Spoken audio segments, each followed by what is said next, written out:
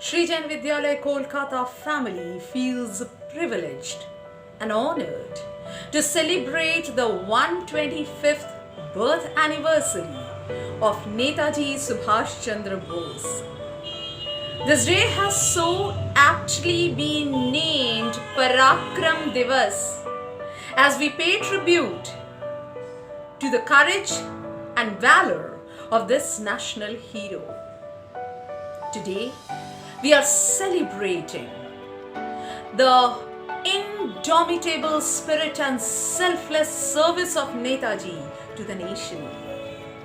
We are celebrating the fortitude with which Netaji acted in the face of adversity.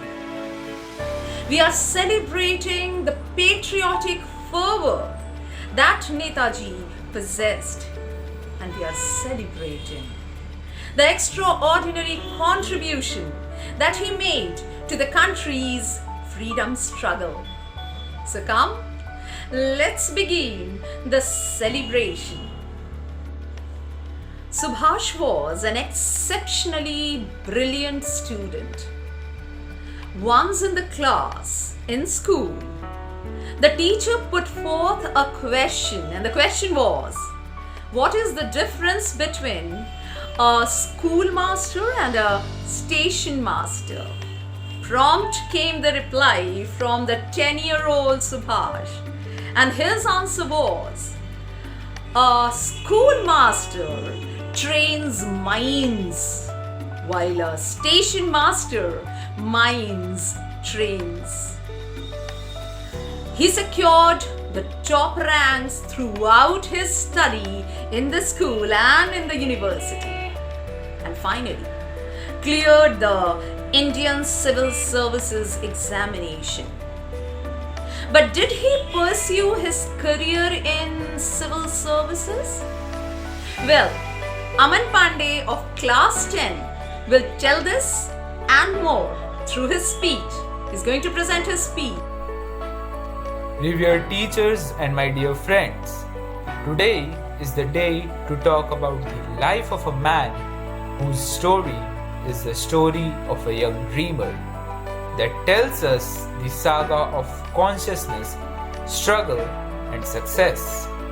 This is the story of the man who had the power to rip the ground with his arms, the man who talked about making a hole in the sky, the man who was anxious to achieve his goals, the man who didn't accept anything for free.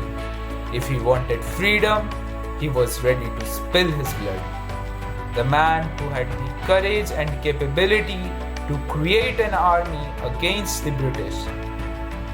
The man who inspired thousands to sacrifice their lives.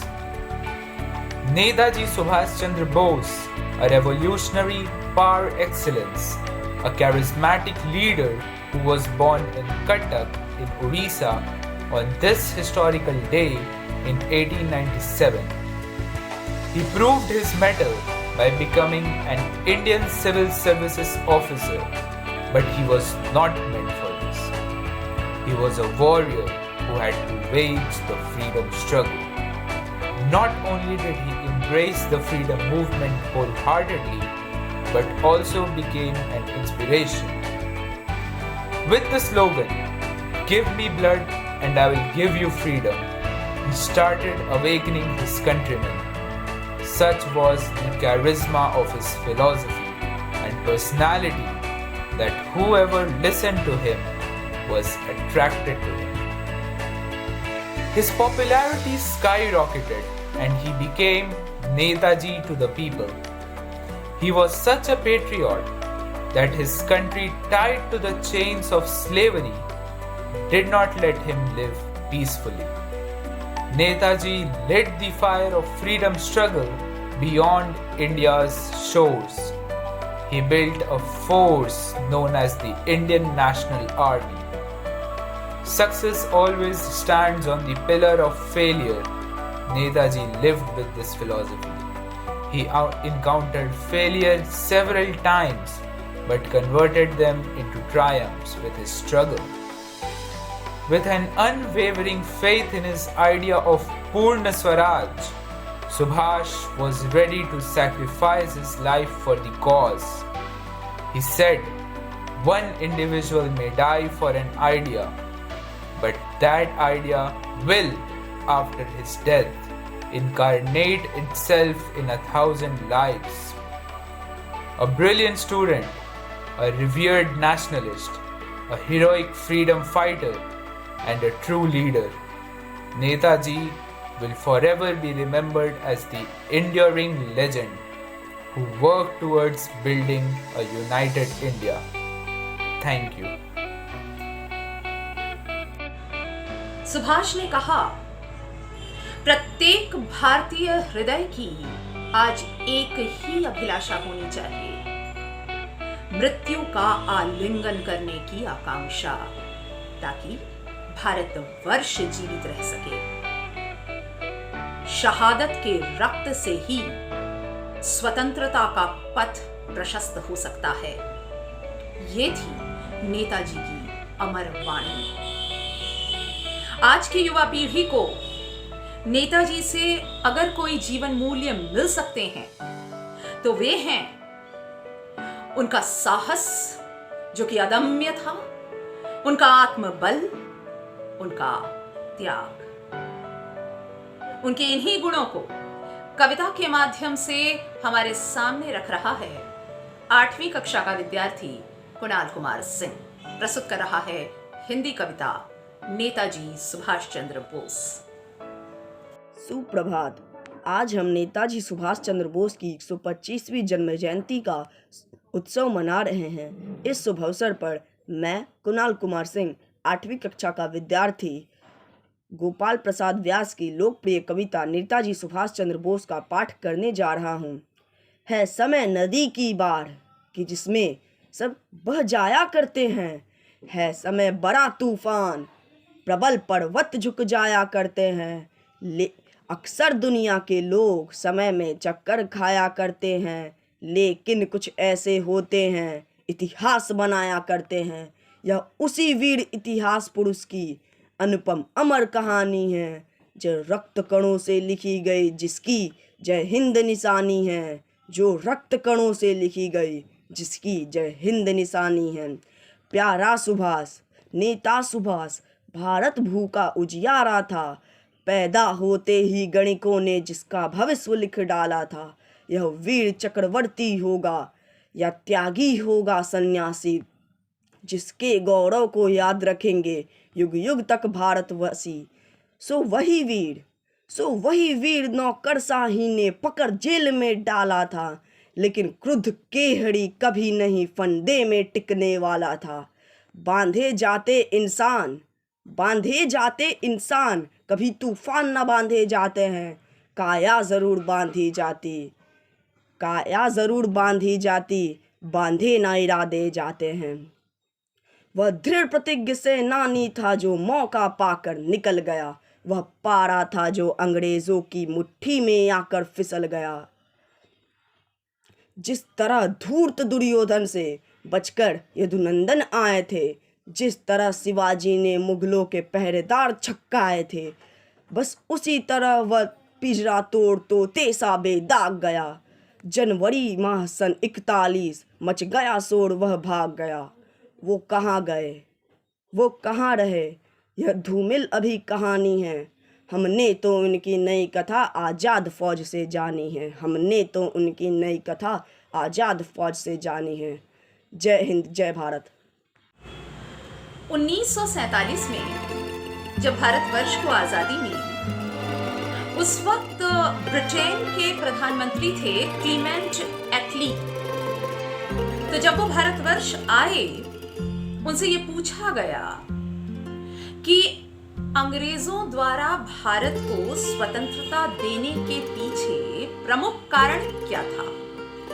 एटली का जवाब था, आजाद हिंद फौज की बढ़ती सैन्य गतिविधियों के कारण ब्रिटिश सरकार के प्रति भारतीय सैनिकों में, भारतीय सेना में वफादारी का कम हो जाना, ये एक बहुत बड़ा कारण था। और आजाद हिंद फौज का नेतृत्व कौन कर रहे थे, इस बात से हम सभी भली भांति परिचित हैं। तो ये जवाब इस बात का प्रमाण है कि सुभाष का आजादी की लड़ाई में कितना बड़ा योगदान था।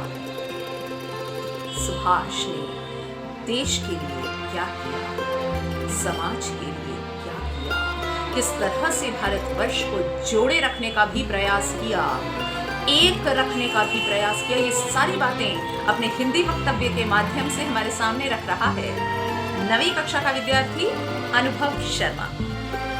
आदरणीय गुरुजन वृंद एवं मेरे प्रिय सहपाठियों, आज मैं एक ऐसे व्यक्तित्व के विषय में बोलना चाहूंगा जिनकी जीवन गाथा युवा स्वप्न की कहानी कहती है, चेतना, संघर्ष और सफलता की कहानी कहती है। वह प्रभावशाली व्यक्तित्व जो अपनी भुजाओं की ताकत से जमीन को चीरने का मादा रखता था, जो आसमान में सुराख करने की बात कहता था, जो पुरुषार्थ से मंजिलें हासिल करने को आतुर था, जिसे मुफ्त में कुछ भी मंजूर नहीं था, जो आजादी भी चाहता था तो अपना खून देकर, जिसने अंग्रेजों के खिलाफ एक पूरी फौज खड़ी कर दी और जिसके कंठ से निकला नारा जय हिंद आसमानों पर लिखा गया। मैं बात कर रहा हूं नेताजी सुभाष चंद्र बोस की, एक क्रांतिकारी नेता जिन्होंने आज ही के ऐतिहासिक दिन सन 1897 में उड़ीसा के कटक में जन्म लिया,